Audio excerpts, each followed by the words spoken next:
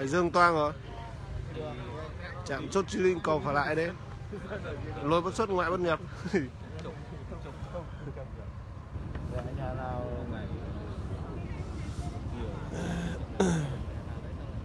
Anh ơi, nhà trong lại không được qua anh ơi.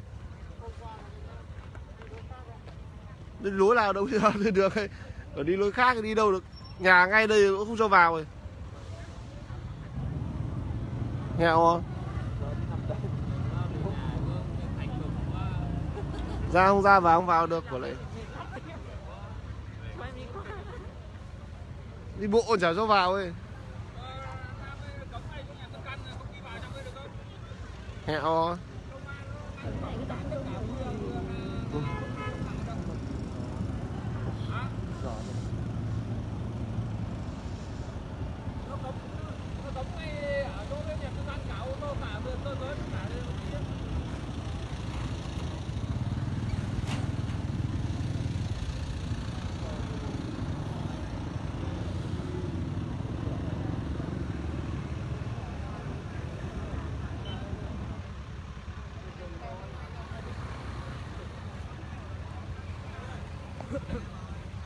Cán bộ công an phường đi qua trạm cũng không được qua. Không đi đâu hết cả, giờ không ra không vào luôn. Chí Linh ăn Tết sớm rồi. Đây. Công nhân đi làm về cũng đứng ngoài hết này. Đi bộ cũng không cho vào. Đấy, mấy bác cán bộ công an phường này quay đầu hết. Chốt chạm của công an tỉnh. Xin lỗi đời quá đen.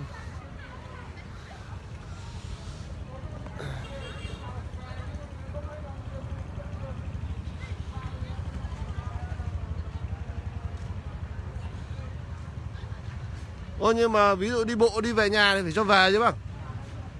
Rồi bọn cháu công nhân giờ đi làm về mà giờ lại không cho về nhà thì làm nào? Giờ công nhân người ta đi làm đêm sáng người ta về thì cũng phải cho về nhà. Cấm ra thì được nhưng mà cấm vào thì cấm ra được về nhà.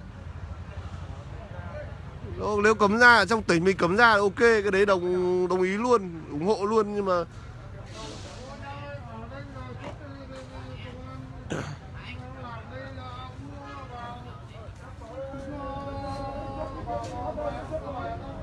đêm hôm đi làm xong giờ không cho về thì chết. Ui lề. Anh em nào đi lộ trình qua đường quốc lộ 18 đi cầu phải lại thì tránh nhá. Giờ chịu chết rồi. Công an tỉnh đây không cho vào đi bộ, công nhân đi làm vậy không cho vào luôn. Ra thì không cho ra thì ok, nhưng mà đi làm về giờ công nhân đi làm về không cho vào. Tất cả dừng hình hết.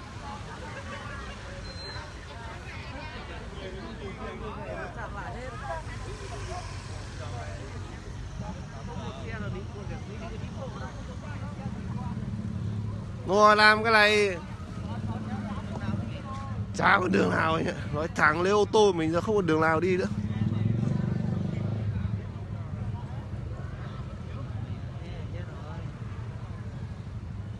Cũng như bọn em liệu công nhân đi làm về có cho vào không ấy? Không vào rồi. Thế đêm hôm bọn em đi làm về giờ biết đi đâu?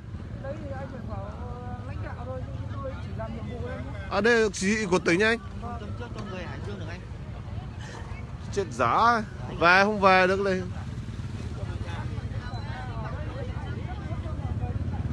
Thôi thôi. Và chỉ hỏi thế thôi, hỏi chứ có được không rồi còn việc của các bác cứ làm thôi chứ. Vâng. Đúng rồi. Nhận được thông báo cái từ Yên Bái về không kịp này. Đây này, nhà em ngay cạnh gần đây này, ngay chỗ bãi cát đây còn chả vào được kì.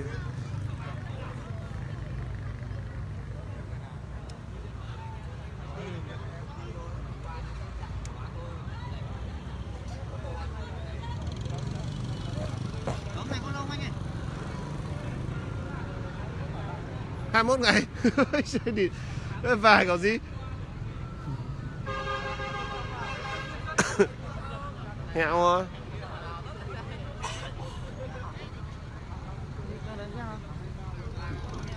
cho vào cho về thì nhà về đâu cái đó. Lội ruộng xuống.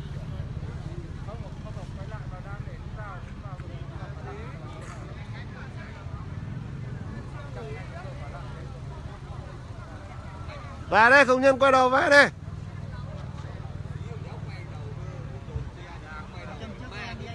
Không khiếp, một ống làm sao mà châm trước được bây giờ không? Mấy chị em đi thuê nhà nghỉ mà ngủ.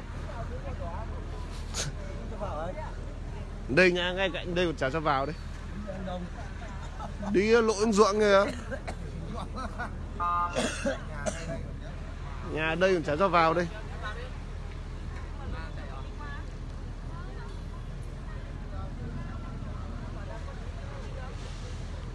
Ui lại còn căng thêm cái kia nữa thì toang thật rồi. Ai giờ xe quân đội không có cho đi không nhá. À, cho xe quân đội đi rồi. Lại căng tiếp. Hẹo. Lùi đây cua ơi.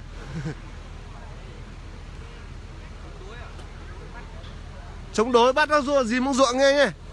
Thà chống đối bắt gì mông ruộng nghe, không nhỡ đâu là dịch chết. Vòng lại chả đi đâu được nữa. Bây giờ vòng lại chả vào được. Được không? Đường Tiền Trung đi đường 5 á. Không vào được, lập chốt hết rồi. Chặn phải chặn hết các đầu chứ là chặn một ngã.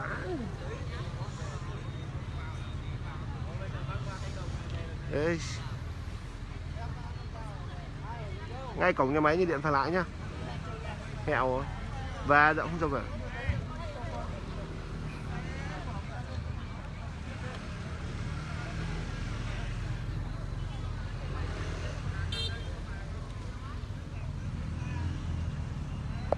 Anh em mà đi lộ trình đường 18 qua phải lại quay đầu ấy nhá. Mang bán mẹ chả đá đi. Ô tiên sư thằng này. Dừng xe máy không mở cửa tát vào mẹ em ơi.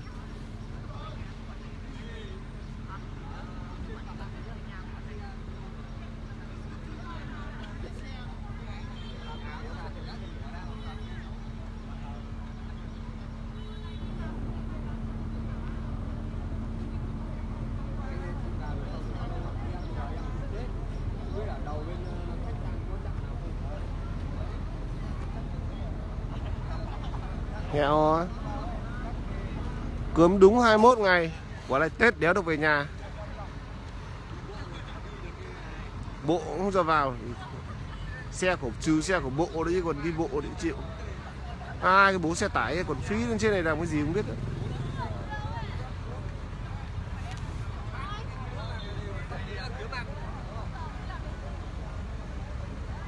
Đỗ ngang rồi, giờ công an ra đánh xe tải và cả xe này đỗ ngang luôn. Hết vào luôn. Xe vào không qua đây không qua được. Đi bộ không qua được bác. Đây nhà em ngay bên này đây, bỏ đi vào, đi bộ đi về cũng không cho vào đây. Công nhân đây, công nhân đi làm đêm về một đống này đứng này. Cà lông liếc này. Chỉ thị 12 giờ đêm hôm qua là lỗi bất xuất ngoại bất nhập rồi. Hẹo hết. Khoa ơi! Khoa ơi!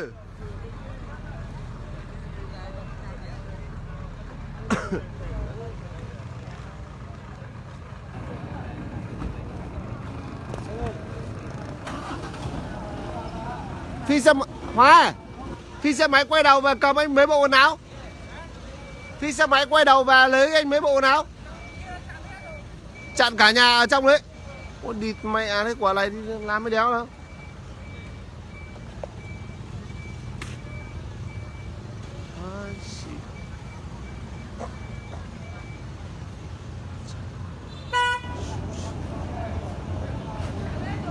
Em về em ngủ ấy chưa?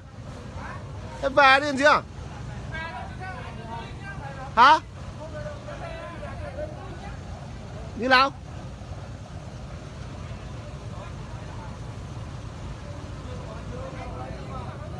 Ôi anh bảo Linh nhá, về đi. Về ngủ thôi. Ông cho đi chả về ngủ à? Nghỉ Tết đây anh lấy tiền thưởng nhá. Cố á.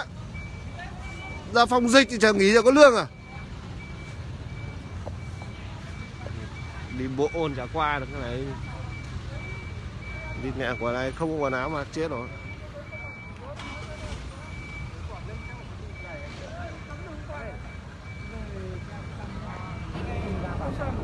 Được chưa liệu? Đây xe ở đây còn không ra được ạ. Xe đi lấy hàng ở đây còn không ra. Xe về là chịu hết luôn rồi. Thế nhưng mà đúng là bọn em đi làm đêm về cũng không được vào ấy. Anh thông cảm là chúng tôi làm tự lệnh. À vâng em hiểu rồi. Chúng tôi làm đấy thôi. Chỉ bao giờ có chỉ đạo cho vào thì mới vào. Mẹ nhà không được về là chết rồi.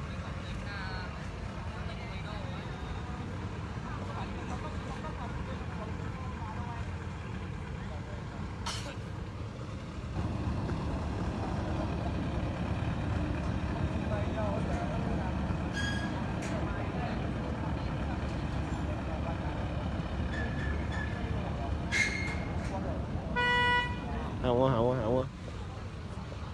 Hết phim địt mẹ. Mà không giờ không làm gì được. Giờ gọi cả họ lại chả làm gì được. Các béo đi vào mắc kẹp rồi. Điều động lực lượng lên thì chặn hết.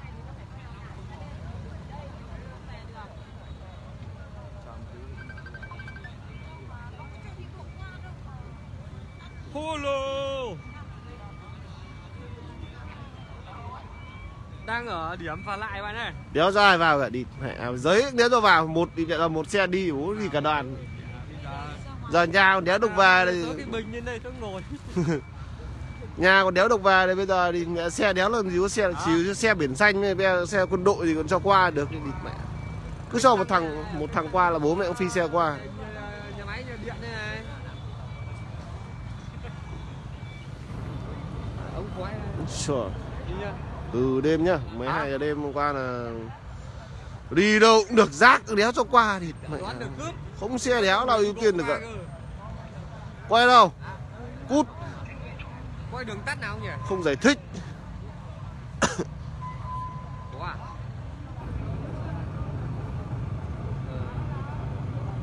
Để xem biết là hình như là nó cho đi rồi sao? Cho đi chưa? Nhá. Quay đầu xe rồi. Quay đầu xe rồi. Cho đi đéo đuổi hết. Mẹ cái nhà còn không được trông về.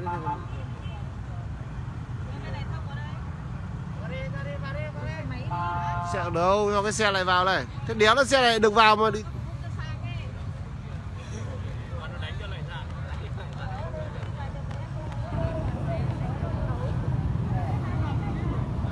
Làm đéo đâu cũng không được ra vào rồi.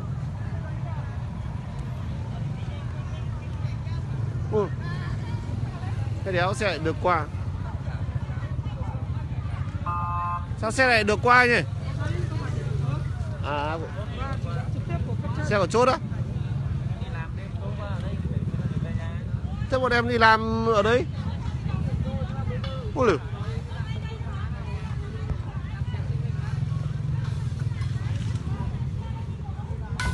Quay đầu về đi. Ngay đây không được qua đi. Không tụ tập đông người. Không đi được đi. Đã dịch thì chớ cứ tập trung đông.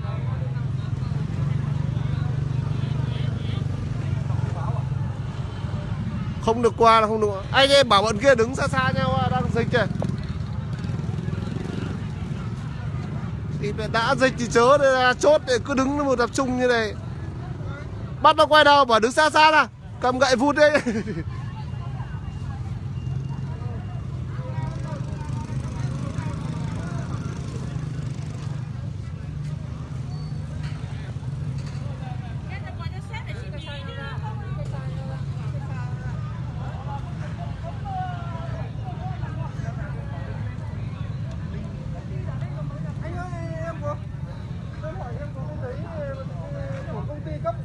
Em giao hàng thiết yếu rồi, em qua. Chịu chết, em có một đống giấy kìa. Xe công ty đỗ kia kìa. Công ty cũng không qua được. Giờ chỉ có giấy của thủ tướng thôi. Thế thôi.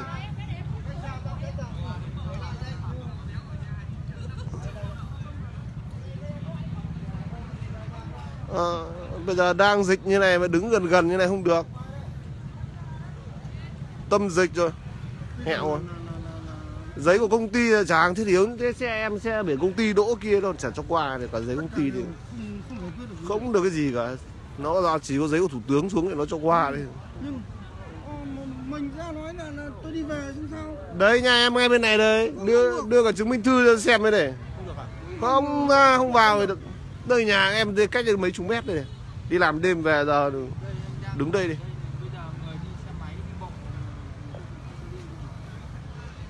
Chả ai đâu qua được rồi.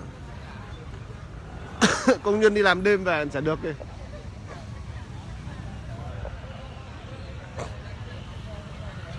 Ôi đi mẹ căng rồi. Nhà máy phải lại. Giờ chưa là giờ làm việc.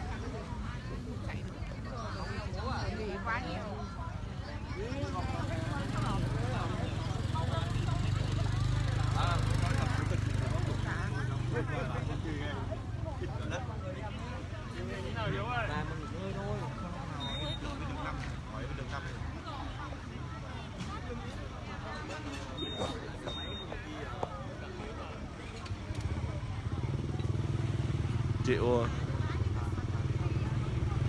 Anh em nào lái xe có lộ trình đi qua phải lại thì tìm hướng khác nhá. Mà đường 5 bây giờ cũng cấm rồi. Ở dưới đường 5 lập chốt cấm rồi. Lỗi bất xuất ngoại bất nhập rồi.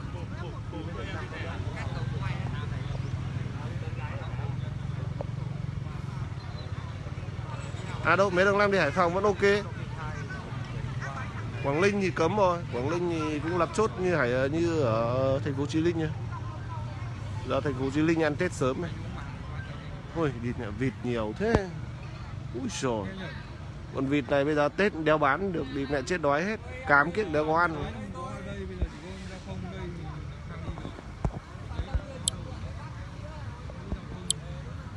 Không có đi đâu cả đi mẹ.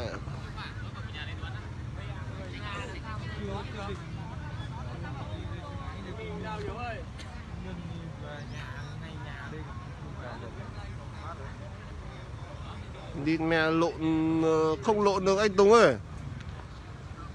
Xe ô tô thì không lộn được, chỉ đi xe máy còn lộn được thì.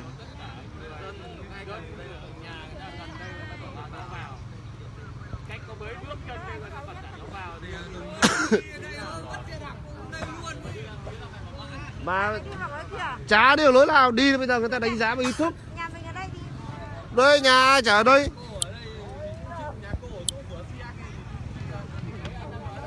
Bây giờ mà cố tình vào mà dịch nó lây lan nhiều là đánh giá về ý thức ấy. Chấp hành mọi chỉ đạo của thủ tướng ấy. Đứng ở đây này.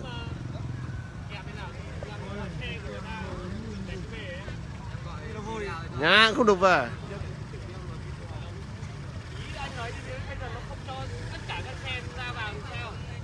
Chả xe nào ra vào được.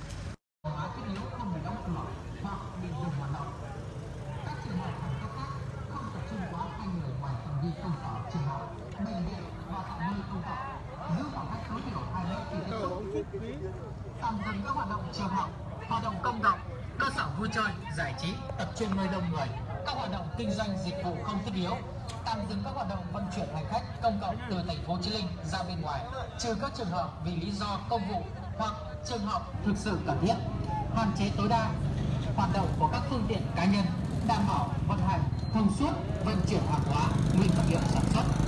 Người đứng đầu các cơ sở sản xuất kinh doanh chịu trách nhiệm về thực hiện các biện pháp phòng chống dịch bệnh COVID-19.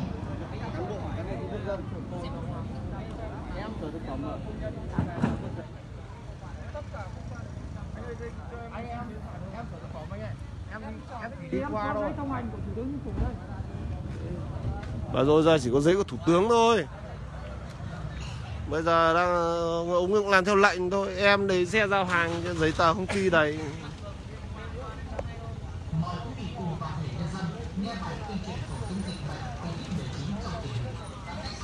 toàn bộ thành phố trong thời gian 21 ngày kể từ 12 giờ ngày 28 tháng 1 năm 2021 theo nguyên tắc cách ly gia đình với gia đình, thôn với thôn, xã với xã, phường với phường. Yêu cầu chỉ ra khỏi nhà khi thật sự nhiều nguồn thực phẩm, thuốc men, cấp cứu, đi làm việc tại các cơ quan. Ngoài hai trường hợp đấy thì chỉ có xe làm nhiệm vụ phải qua lần 2 trường hợp. Xem sẽ không vào được anh. Cái này nào qua được không anh? Không, không có nào qua được. Của anh nói cái gì? Anh canh đấy đó.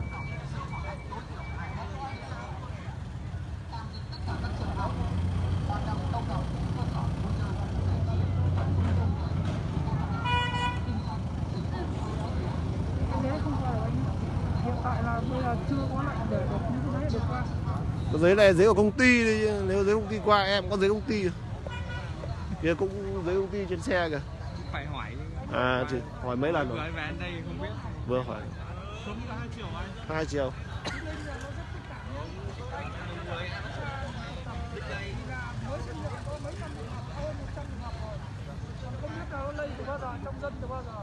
Đúng rồi.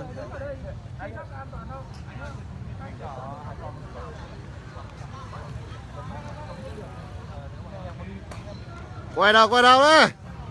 Không có đi đâu được.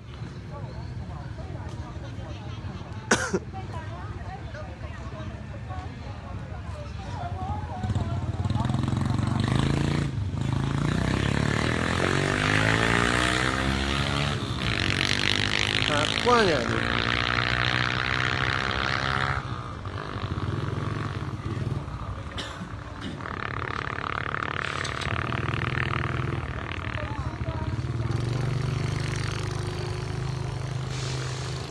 Thôi, người dân mình cứ ý thức thôi. Không về được thì ở chỗ khác, còn đâu ở trong nhà thì ở im thôi. Bây giờ dịch bệnh ai muốn. Vì an toàn mọi người thôi. Không phản đối các anh công an làm nhiệm vụ, chấp hành đúng chỉ đạo của Thủ tướng.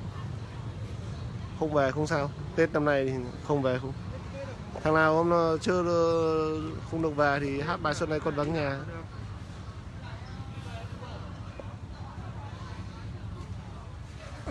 Ô thế Tết này lại hát bài Xuân Này Con Không Về à? Không. Không xem. Đang dịch để về làm gì, về để chết à? Trời, chả ông nào dám dỡ cả. Dỡ bây giờ nó đi tù chết.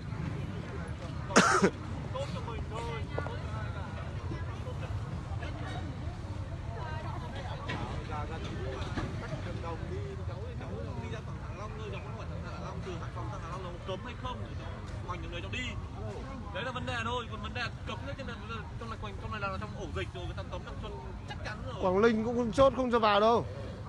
Quảng Ninh có chốt không cho vào. Quảng Ninh không cho vào. Không ơi.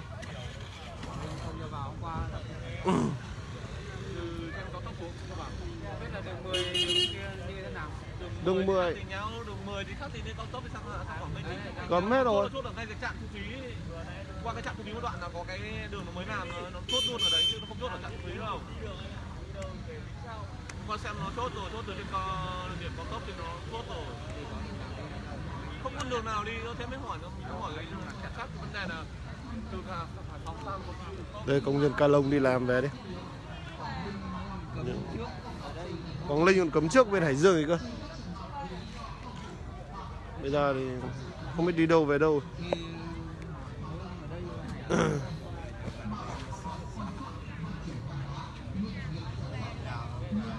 Đây đứng ở nhìn ở nhà cũng chả về được. Thế cho nhanh.